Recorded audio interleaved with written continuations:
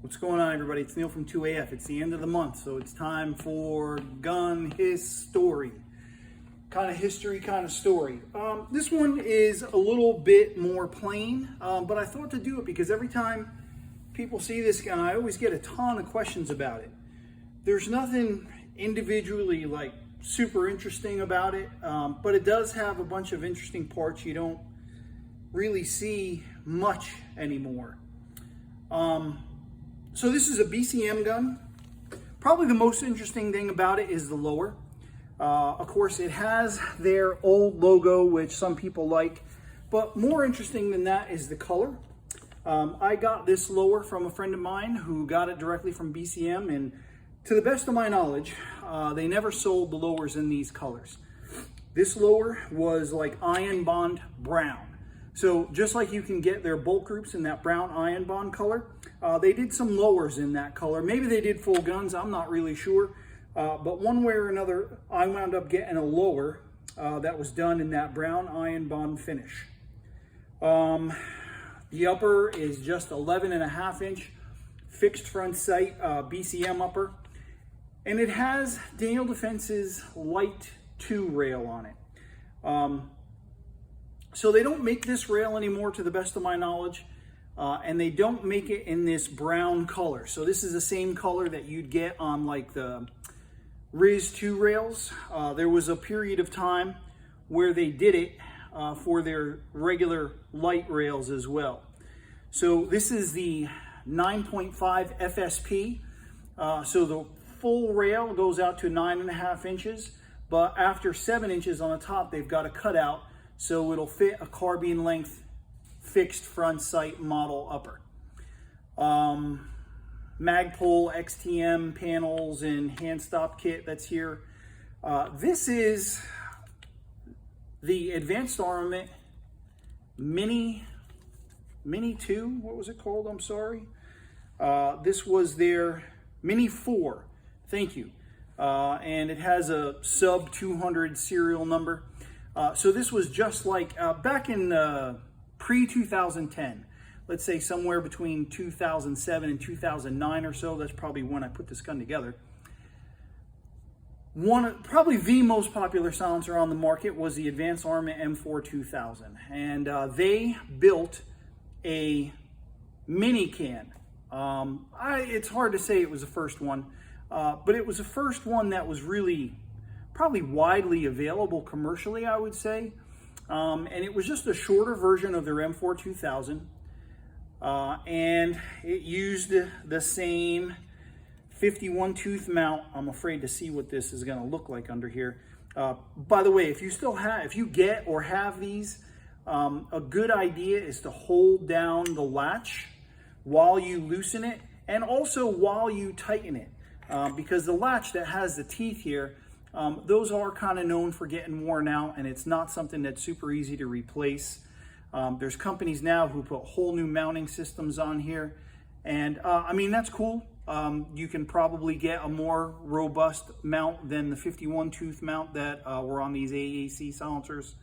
But if you hold on to that button so that you don't hear this, you want to avoid that ratcheting sound, just hold on to the button while you tighten it, and then of course also while you loosen it, and you might help prolong the life of the teeth on that latch.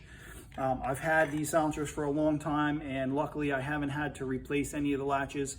I do attribute that, at least in part, to my always pressing that latch as I tighten or loosen it. This is the old 51 tooth breakout. You can see that's got a lot of use on it. Like I said, I've had this gun since probably 07, 08, something like that. And it's always been kind of my backup gun. If I take a gun to a class or a match and something goes wrong, I usually have this one. And this gun has been great. It's always been zeroed. I can always trust this gun to work really well. What else is on the gun? I use the PRI backup iron sight, and really the only reason I use that is because it too was available in that same kind of brown color that the lower and the rail has. I changed the stock on it somewhat recently to this Magpul This is their SLK stock. I kind of like it. It's just basic, it's simple.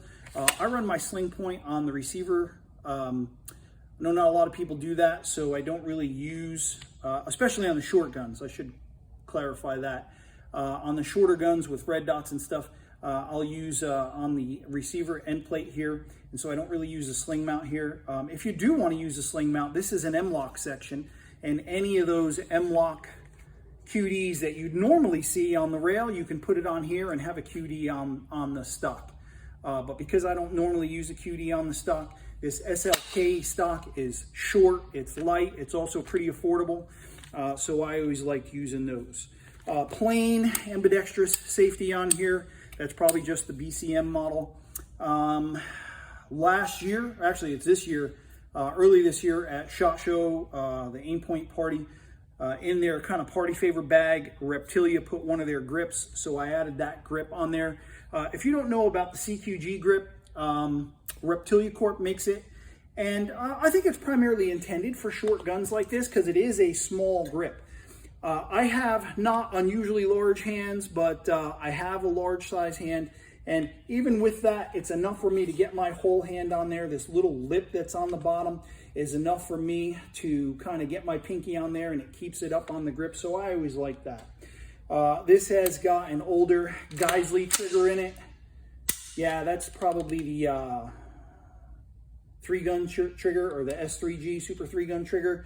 It's also got Geisley's charging handle on here. That's their supercharging handle, the airborne version. The airborne version has a little bit shorter tabs on it, or latches on it, than the standard model. I kind of like that a little better.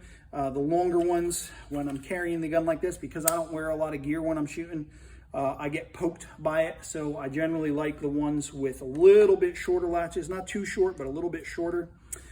Oh man, this has got this really cool Picatinny sling mount that was made by SIG. Let me see if you can see that. I don't know if you can see how small and low profile that is, but I always thought these were really cool. They came with some of SIG's guns, and they sold them separately for a while. They may still sell them separately. Really, I don't know, but I haven't seen them a lot lately. So I don't know if they're still out there or not. But man, this was just super low profile.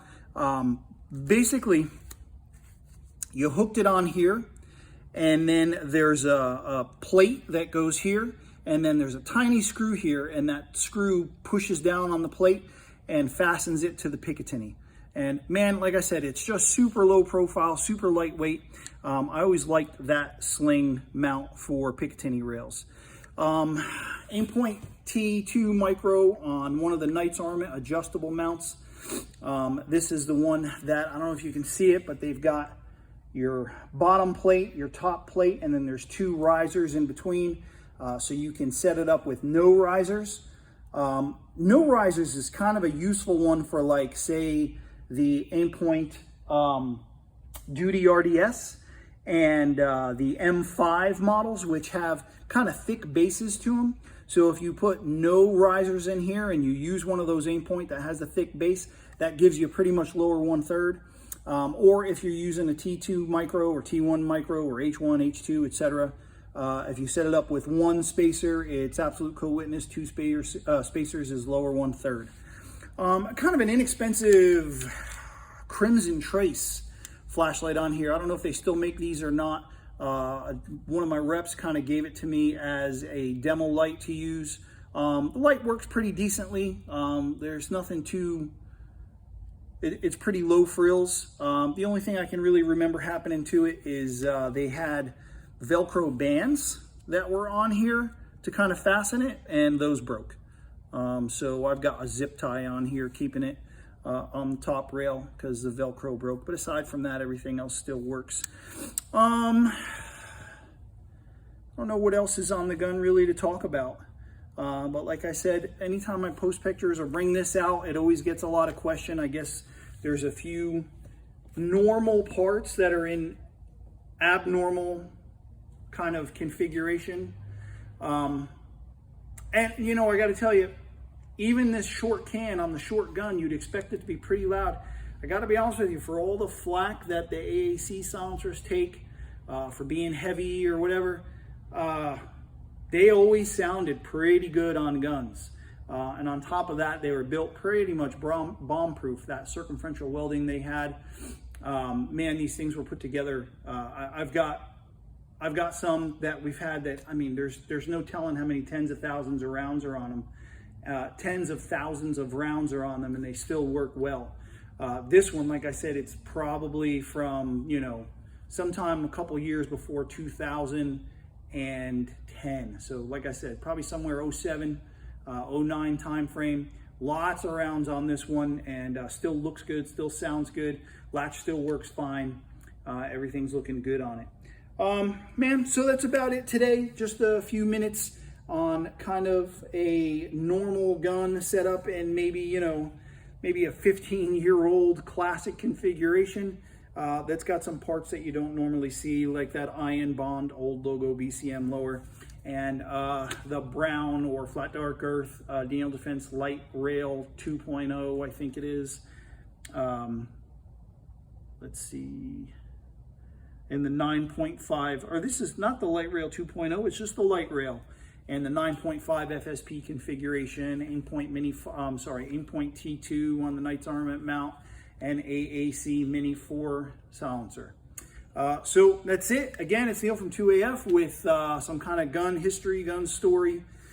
We'll do one of these towards the end of pretty much every month.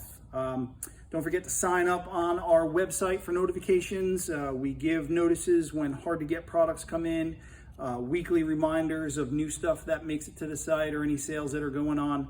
It's probably one of the best ways to keep up with product on 2af.com. If you have any questions or I can help with anything, email, call, send a text message, message me on Facebook or Instagram or wherever it is. Whatever way you can get in touch with me, I'm happy to help. All right, man. Thanks, everybody. Have a great end of November, and we'll see you again in December.